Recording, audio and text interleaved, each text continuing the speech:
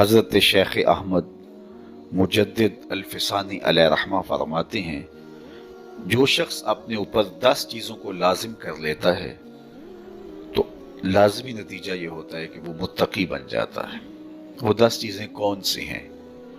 ماہ صیام کے ان حسین لمحوں میں ہمیں وہ 10 اوصاف اپنے اندر پیدا کرنے چاہیے تاکہ ہم متقی بن جائیں، اور متقی اللہ کے محبوب بنتے ہیں۔ تقوی اختیار کرنے والے اللہ جل شانہ کی رحمتوں کے خاص مستحق ہیں۔ جنہیں تقوی کا نور نصیب ہوتا ہے وہ اللہ کی رحمتوں کے سائے میں آ جاتے ہیں۔ اگر ان پر مصائب، آلام، مشکلیں آتی ہیں تو ان کے تقوی کی وجہ سے اللہ انہیں راستے عطا کر دیتا ہے۔ وَمَن يَتَّقِ اللَّهَ يَجْعَل لَّهُ مَخْرَجًا وَيَرْزُقْهُ مِنْ حَيْثُ لَا يَحْتَسِبُ۔ اللہ اکبر۔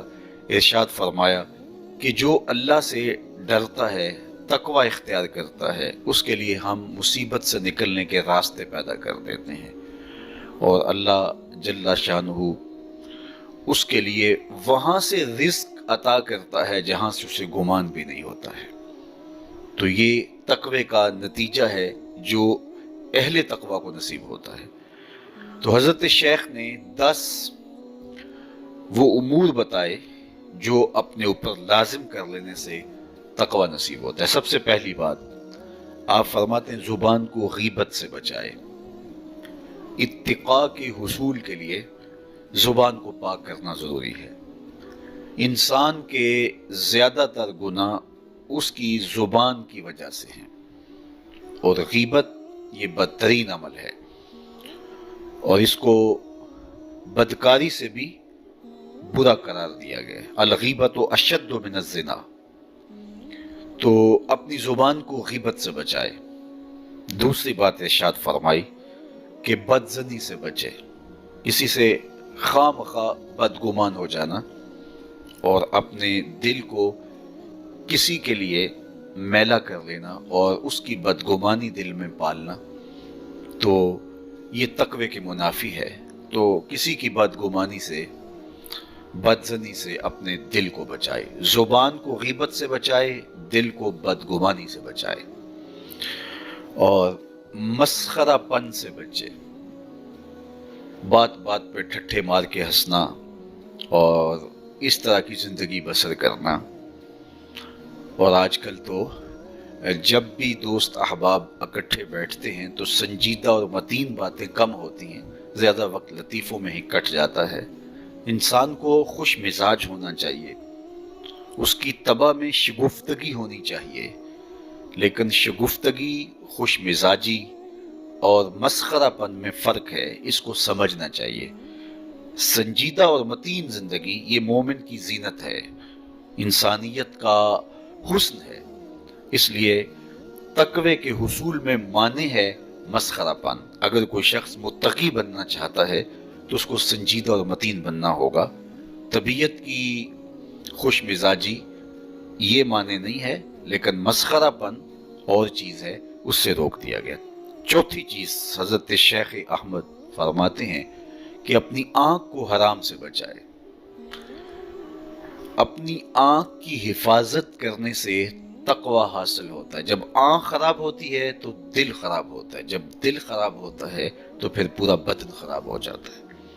اس لیے وہ دروازہ جو کھلا ہے اور اس سے بدی شر اندر اتر رہی ہے، اور پھر اس سے آپ کا سارا نظم ہستی برباد ہو رہا ہے، تو اس دروازے کو بند کریں۔ تو اپنی آنکھ کو حرام سے بند کریں۔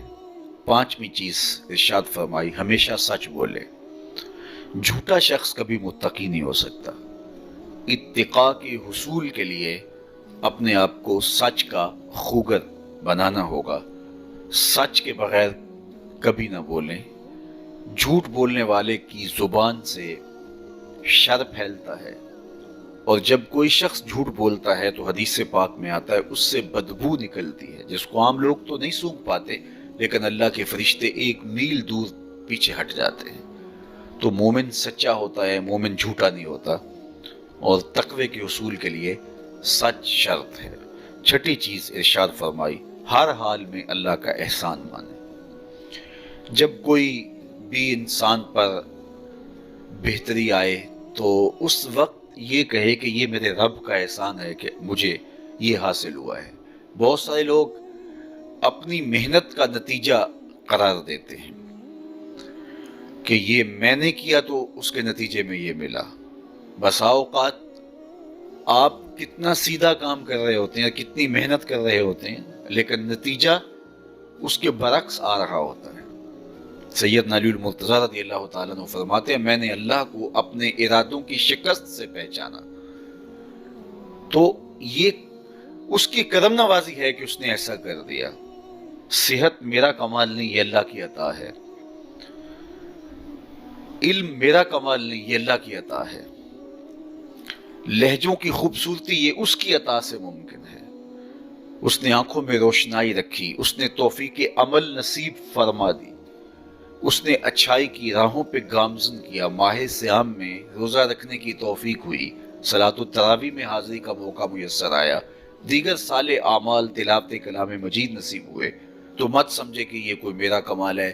अल्लाह का एहसान मानेगा तो गुरूर पैदा नहीं होगा, तकब्बुर पैदा नहीं होगा। तो हर हाल में अल्लाह का एहसान माने, जो भी खैर उसको मिले वो कहे ये मेरे रब की तरफ से है। और अगर उसका करम ना होता तो ये अमल मुझे नसीब ना होता। और कितने अमल हैं कि नसीब होने के बाद उजब से, तकब्बुर से, रियाकारी से बर्बाद हो जाते हैं।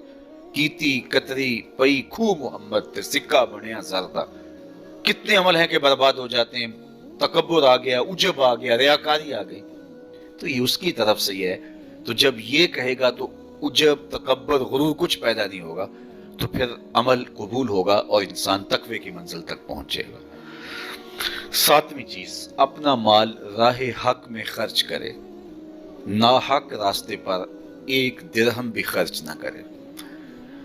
कमाया हुआ माल राह हक में खर्च करने से इत्तिका की दौलत नसीब होती है। अल्लाह क़यामत के दिन बंदे के कदम अपने हुजूर से हटने नहीं देगा जब तक उससे 3 सवाल नहीं कर लेगा। उनमें से एक सवाल ये होगा कि माल कमाया कहाँ से, माल खर्च कहाँ किया।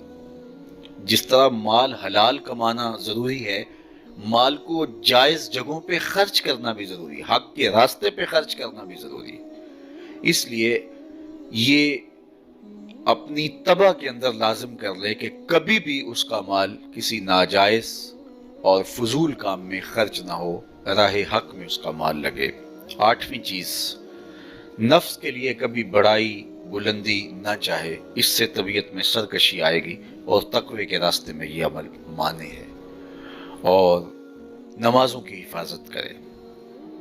नमाजों की अगर हिफाजत नहीं करता तो बाकी सारे अमल उसके पास हैं, तो वो मुत्तकी कैसे बन सकता है? क्योंकि ये तो इस्लाम का बुनियादी फरीज़ा है जो अहले ईमान पर लाजिम किया गया है, जो किसी सूरत के अंदर भी, हत्ता के हालत बीमारी के अंदर भी माफ़ी जिसकी नहीं है, सफ़र के अंदर भी नमाज की माफ़ी नहीं, मुख्तसर कर दी गई, कसर कर दी गई, लेकिन माफ़ी नहीं दी गई। हालत जंग के अंदर भी इसकी माफ़ी नहीं है।